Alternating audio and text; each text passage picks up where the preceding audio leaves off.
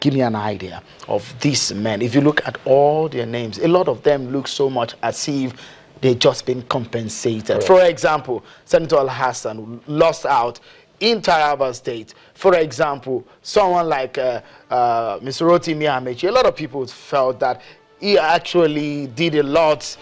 He was the Director General of the Buhari Campaign Organization. Someone like Governor Kayode Fayemi, he was very much part of the presidential primaries. Someone like Mr. Babatunde Fashola. A lot of people felt these guys have been compensated. Do you think this is a compensation list?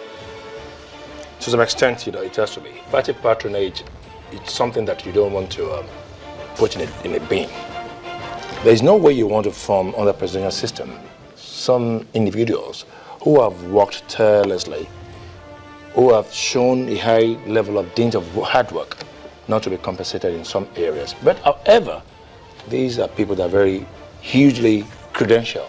So the further credential actually be a supplant for them to have qualified for those positions and to have been nominated as ministers at different degrees. Nigeria is very at the brink of collapse under Jonathan. So we have to be very careful, and President Buhari needs to painstakingly choose his team, and that's what he has done. He has taken his time so much, since May, June, July, August, September. It's really 4 months clear of his taking time, and he's finally come up with the list. As to who to take what or what, I don't know. It's up to him. He has the pleasure of nominating anyone. From the list, position. If you look at the list, for example, the only position that requires a professional is Attorney General.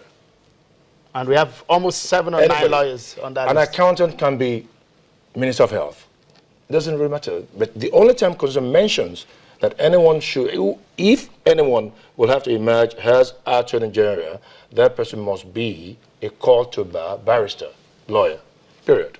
Interesting. So let's take a look at some of the nation is at the crossroad. We are at a point where we need decisive actions in a lot of areas. First and foremost, the area of defense. We have a former general in the army, Dembazao. Do you think it's just going to be a perfect fit, a perfect leg in the perfect shoe for him to be the Minister of Defense? Well, I mean, I want to put myself in the state of the president. If I were the president today, if I'm lucky to be president, I'll put Dembazao. With his list. Dembazao, Lieutenant General Dembazao was my chief of army staff. We worked together, and we worked cordially and amicably, without any kind of rancor. Gentleman, very brilliant.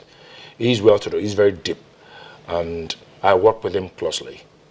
And we engaged in a lot of discussions in the area of military, in the area of defense, and defense technology, and I know that the man is up to it and is well globally respected. So I'll put him to defense. All right, we will be facing a lot of issues in terms of economy, dwindling oil price from $100 above $100 above, and now to about $40. And a lot of people will be thinking we need very strong personality to handle the economy, finance. I mean, all these places we have someone like Mrs. Kemi Adeosun, who was a former commissioner for finance in Ogun State under Senator Ibikunle Amosun.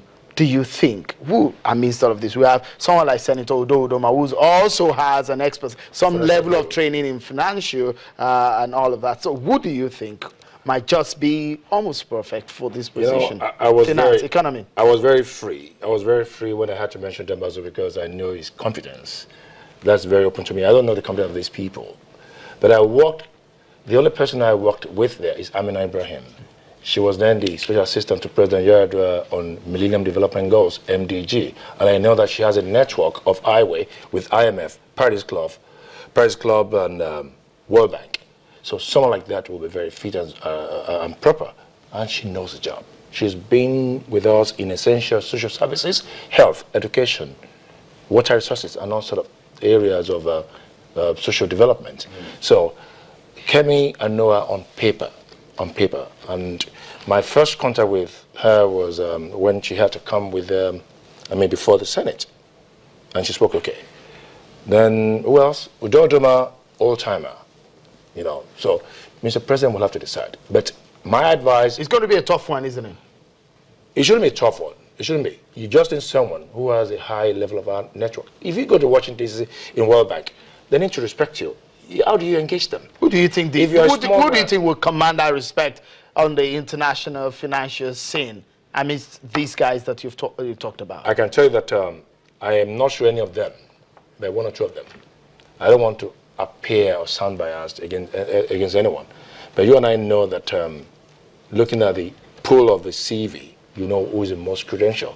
But they're not where we want to be, because Nigeria's state of finance was really, really put in a mess by the past administration, and going by a lot of revelations in recent time. You can see it. It's very obvious and lucid. All right, let's come home now. Chief Seriki, tell me, in the coming days, it's going to be very important where the direction, because certainly we've not really seen a decisive focused path set by this government on the issue of economic policy. Just what do you think this team should be looking at to rescue this nation? We'll be preparing budget in a couple of weeks.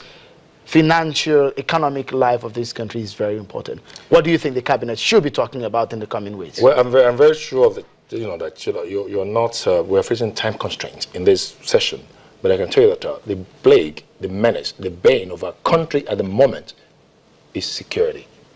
Boko Haram. It's more than all this issue of economy and all that. The economy will take care of itself. Nigeria is an unguided economy anyway. Either our GDP or our GNP or our per capita income is like autopilot. What we need to terminate and extinguish is the issue of Boko Haram. It's germane more than any sector. So we need to really intensify our defense technology and put in more money in defense so that our army can be well prepared against the insurgents and to have a formidable counter-terrorism. All right, Chief Demola Seriki, a four-time Minister of the Federal Republic of Nigeria, now an APC member, has been talking to me on the task ahead of the team President Buhari has put together. So what do you think also? You go ahead and let me know your thoughts and your opinions here on our Twitter handle and via email. Well, thank you so much for being a part of the program.